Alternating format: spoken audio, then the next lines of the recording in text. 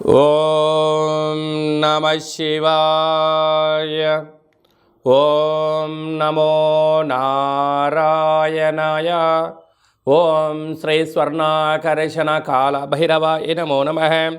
ఓం కాళకాలాయ విద్మహే కాళాతీతాయ ధీమహి తన్నో శ్రీ నరదృష్టి నివారణ కాల భైరవ దేవతాభ్యో నమో నమః. హరి ఓం.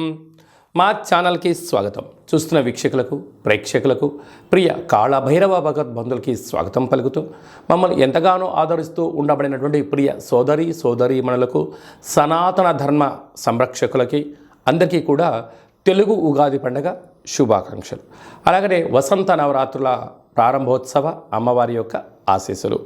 ఈ క్రోధినామ సంవత్సరం అంతనూ కూడా అందరికీ శుభం, జయం, లాభం జరగాలని శ్రీ నరదృష్టి నివారణ కాళభైరవ స్వామిని కోరుకుందాం, వేడుకుందాం. కనుక ద్వాదశ రాశుల్లో గ్రహ గమనాలు ఒకసారి వీక్షింపచేద్దాం. మేషరాశిలో బుధుడు మరియు గురు సంచార స్థితి, కన్యరాశిలో కేతు సంచార స్థితి, కుంభరాశిలో కుజుడు మరియు శని సంచార స్థితి, మీనరాశిలో రవి, శుక్ర, రాహు సంచార స్థితితో ఈ విధంగా ఉన్నాయి. ఈ సంవత్సరం రాజు కుజ భగవానుడు. మంగళవారం మనకు ఈ సంవత్సరం ఉగాది పండగ అవ్వడం వలన, రాజు కుజుడు అవ్వడం వలన నిత్యము రాజకీయ నేతలకు, సామాన్యులకు, ప్రతి ఇంట్లో ఉండబడినటువంటి కార్యక్రమ నిర్వహణ చేసే వారందరికీ కూడా అధిక శత్రు ప్రభావం అధికంగా ఉంటుంది. నిత్యము అంతర్గతమైనటువంటి భద్రతా లోపము, రక్షణ శాఖలో, న్యాయశాఖలో, అడ్వకేట్సు, పోలీసు, రక్షణ రంగాలలో వీరితో బాగా విపరీతమైన ఇబ్బందులు ఉండేటువంటి అవకాశాలు ఉన్నాయి. ఈ సంవత్సరము అధికమైనటువంటి వేడి, అధికమైన వర్షాలు, అన్నీ అధికస్యం ఉండేటువంటి పరిస్థితి ఉంటుంది.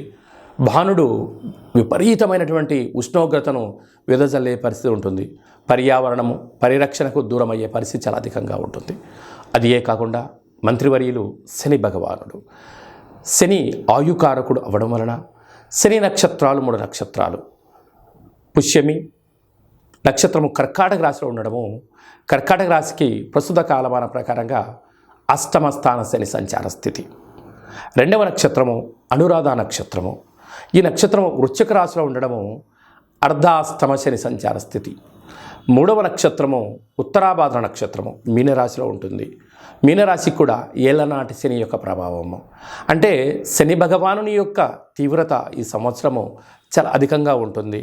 మంత్రివర్యులు అవ్వడం వలన రాజు ఆజ్ఞాపిస్తాడు, మంత్రి పరిపాలన, అధ్యక్షత, నిర్వహణ చూస్తాడు. కనుక ఈ సంవత్సరము అనేక రకాలమైనటువంటి వ్యాధులు, ఇబ్బందులు, చోర భయం, తస్కరణ భయం, నదీ ప్రయాణాలు, అగ్ని ప్రమాదాలు, అనేకమైనటువంటి స్వయం కృప అపరాధంతో జరిగే పరిస్థితి చాలా అధికంగా ఉంటుంది.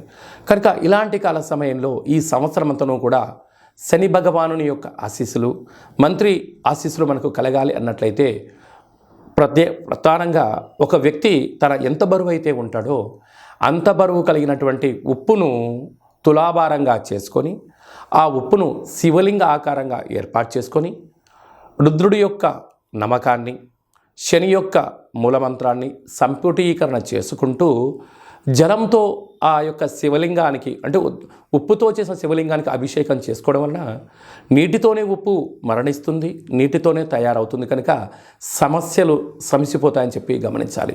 ఈ ఒక్క చిన్న రెమెడీ కార్యక్రమం చేసుకుందాం. శని భగవాన్ యొక్క ఆశీస్సులు పొందుదాం. శ్రీ క్రోధినామ సంవత్సరంలో అందరము ప్రశాంత, సుఖవంతమైన, ఆనందకరమైన, ఆరోగ్యకరమైనటువంటి జీవితాన్ని పొందుదాం.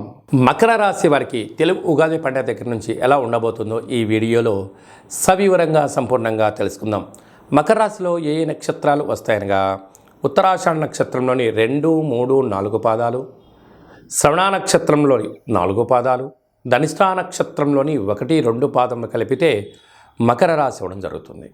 చాలామందికి పుట్టినటువంటి కాల సమయంలో డేట్ ఆఫ్ బర్త్లో లేనటువంటి కారణం వలన పేరు యొక్క మొదటి అక్షరాన్ని అనుసరిస్తూ ఆ రాశిని తెలుసుకునే ప్రయత్నం చేద్దాం. ఏ అక్షరాలు ఉన్నట్లయితే బో, జా, జీ, జూ, జే, జో, ఘా, గా, గి అక్షరాల వారు కూడా మకర రాశి జాతకులే. మకర రాశి యొక్క అధిపతి శనేశ్వర స్వామివారు. వీరికి ఒకవైపు ఏళ్ళనాటి శని చివరార్ధ సంచార స్థితి జరుగుతున్న విషయం తెలిసినటువంటిదే. 9వ తారీఖు నుండి 15వ తారీఖు వరకు పుట్టినటువంటి వారందరికీ కూడా ముందస్తుగా జన్మదిన శుభాకాంక్షలు. గతంలో వివాహం చేసుకున్న వారికి వివాహ వార్షికోత్సవ శుభాకాంక్షలు. వీరికి 2వ స్థానంలో కుజశని సంచార స్థితి, కుజదోష ప్రభావం.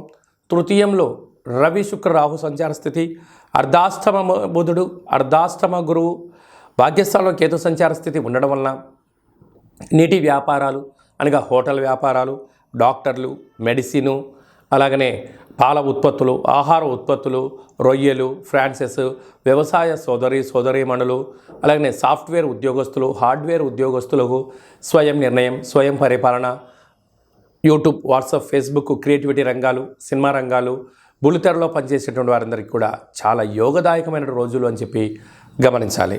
కాకపోతే వీరికి ఏలనాటి శని చివరార్ధ సంచార స్థితిలో ఉండడం వలన వీరు ఎంత బరువు అయితే ఉంటారో అంత బరువుగలైన ఉప్పును తులాభారంగా ఏర్పాటు చేసుకొని ఆ ఉప్పుతో శివలింగాకారంగా ఏర్పాటు చేసి ఈ యొక్క శని యొక్క మంత్రాన్ని, ఈ యొక్క రుద్రుడి యొక్క మంత్రాన్ని సంపుటీకరణ చేసి రుద్రాభిషేకం చేసుకోవడం వలన ఉప్పు నీటితోనే పడుతుంది, నీటితోనే మరణిస్తుంది. కనుక సమస్యలన్నీ తొలగిపోయి రుణ సమస్యలు, రోగ సమస్యలు, శత్రు సమస్యలు, స్కిన్ డిసీజ్, అలర్జీ లాంటివి తొలగిపోయి అద్భుతమైన విజయం మీ సొంతం అవుతుందని చెప్పి గమనించాలి.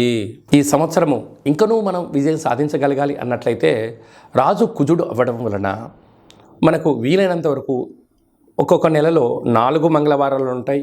అలాగా సంవత్సరానికి 52 మంగళవారాలు మనకు వస్తాయి. కనుక వీలైనంత వరకు మంగళవారం ఉదయం 6 నుండి 7 గంటల వరకు కుజహోర జరుగుతూ ఉంటుంది. అలాంటి కాల సమయంలో మౌనం, కుజుడికి మంత్రం ఆరాధన చేయడం వలన, ఎరుపు బొత్తులతో దీపం వెలిగించడం వలన మనకు యోగదాయకం అని చెప్పి గమనించాలి.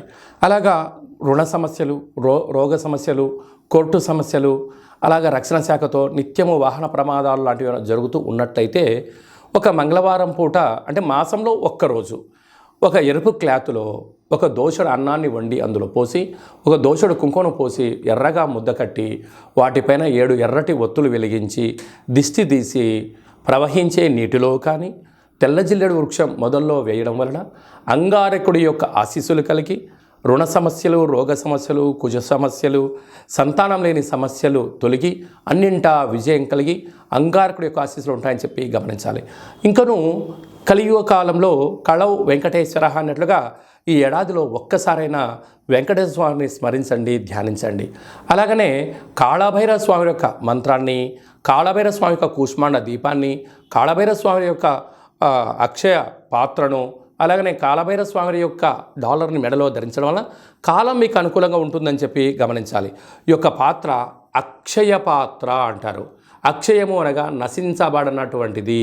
ఈ యొక్క పాత్ర కంచు పాత్ర. ఈ యొక్క కంచు పాత్రతో మనం ఎలాంటి శబ్దాన్ని సృష్టించవచ్చో ఒకసారి తెలుసుకుందాం.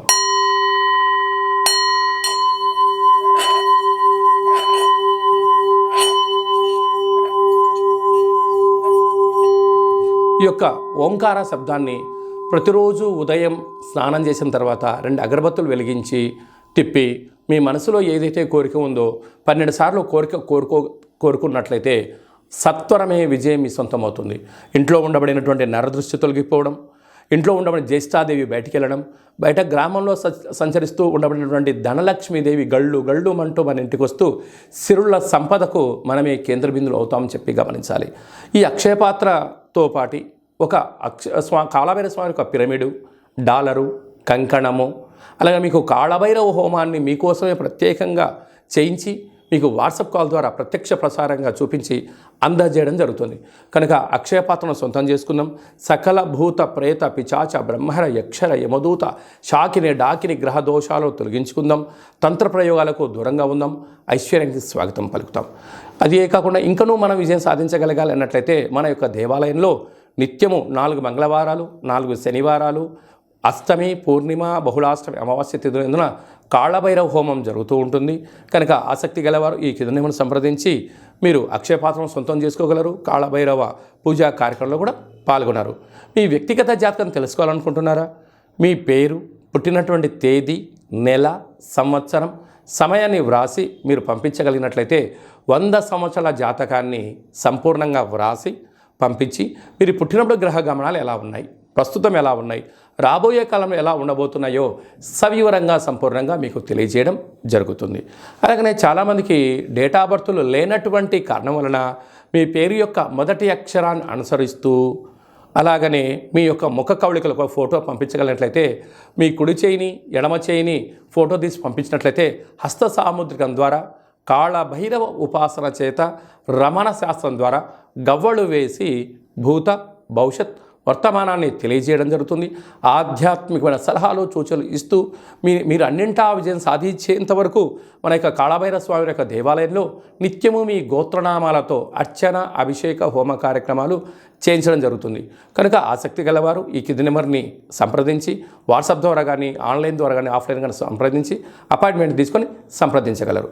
అలాగనే మీ అబ్బాయికి కానీ మీ అమ్మాయికి కానీ ఎంత ప్రయత్నం చేసినా వివాహం కుదుట పడట్లేదా, అనుకున్న సంబంధం రావడం లేదా అనుకున్న పరిస్థితుల్లో అబ్బాయి యొక్క జాతకంలో ఎలాంటి యోగాలు ఉన్నాయి, ఎలాంటి దోషాలు ఉన్నాయి, ఎలాంటి అమ్మాయిని కానీ ఎలాంటి అబ్బాయిని తెచ్చుకోవడంలో యోగాలు కలుగుతున్నాయో మీకు సవివరంగా గ్రహమైత్రి జాతి ఆ యొక్క పాదాలను సవివరంగా కూడా తెలియజేయడం జరుగుతుంది. అలాగే తరచూ భార్యాభర్తలు ఇంట్లో గొడవ పడుతున్నారా, ఎందుకు గొడవ పడుతున్నారు, వారి యొక్క పేర్లో ఏమైనా స్వల్పమైన మార్పులు చేయాలా, అలా తినే ఆహారంలో కానీ వేసుకునే వస్త్రాల్లో కానీ ఇంట్లో స్వల్పమైనటువంటి మంత్ర సాధన వల్ల చేయడం వలన ఆ భార్యాభర్తలు పార్వతీ పరమేశ్వరుల రూపంగా ఆ జన్మాంతము ఆయురారోగ్యాలు ఉండడానికి సలహాలు సూచనలు కూడా ఇవ్వడం జరుగుతుంది. మీకు అబ్బాయి కానీ అమ్మాయి కానీ పుట్టినట్టయితే వారి యొక్క పేర్లు తిథి ప్రకారంగా, వారం ప్రకారంగా, నక్షత్ర ప్రకారంగా ఎలాంటి ఆధ్యాత్మిక నామాలు పెట్టుకోవాలో కూడా మీకు తెలియజేయడం జరుగుతుంది. అందరికీ ఈ క్రోధినామ సంవత్సరంలో సర్వత్రా శుభం జయం లాభం జరగాలని కోరుకుంటూ ఆశీర్వచనం. ఓం శతమానం భవతి శతాయు పురుష సతేంద్రియ ఆయుష్యేవేంద్రియే ప్రతిష్టతి ధనం ధాన్యం బహుపుత్రలాభం శత సంవత్సరం దీర్ఘమాయు సర్వే జనా సుఖినో భవంతు లోకా సమస్తా సుఖినో భవంతు సర్వం నరదృష్టి నివారణ కాళభైరవ దేవతార్పణమస్తు. ఈ వీడియో మీకు నచ్చినట్టయితే లైక్ చేయండి, షేర్ చేయండి, మా ఛానల్ని సబ్స్క్రైబ్ చేసుకోండి. మేము చేస్తున్న వీడియోలు ఆధ్యాత్మిక వీడియోలు అందరికన్నా మొట్టమొదటిసారిగా మీరే చూడాలి అనుకుంటున్నట్టయితే గంట సింబల్ని ప్రెస్ చేయండి, ఆల్ అనే బటన్ తెలియచేయండి. ఈ ఆధ్యాత్మిక భక్తి సమాచారాన్ని మీరు ఎవరి క్షేమాన్ని అయితే కోరుకుంటున్నారో అంటే మీ క్షేమాన్ని ఎవరైతే కోరుకుంటున్నారో వారికి ఫార్వర్డ్ చేసి భగవంతుడి యొక్క ఆశీస్సులు పొందగలరు.